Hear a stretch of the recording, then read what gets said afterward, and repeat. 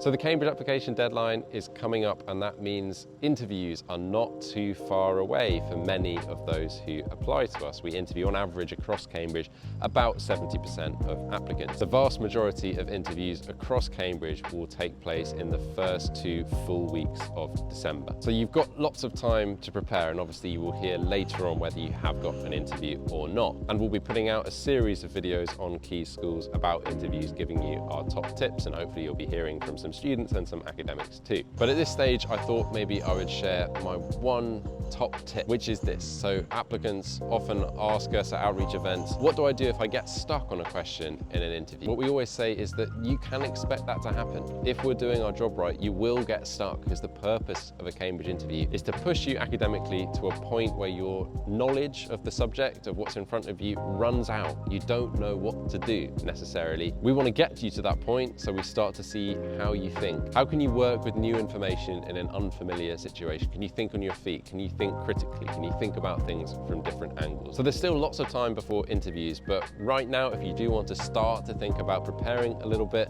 then a really good thing to be doing is to ask a friend, a classmate, or even a teacher, if they have time, to sit down with you for 5 or 10 minutes and to challenge you on some aspect of the subject that you're applying for at Cambridge. Maybe something related to your personal statement, maybe some problems, maybe a literary text, a piece of art, whatever it might be that's relevant to your subject, and get used to being challenged in a small group environment in an academic conversation. At this stage, that would be my top tip, but there'll be plenty more coming on Key Schools soon.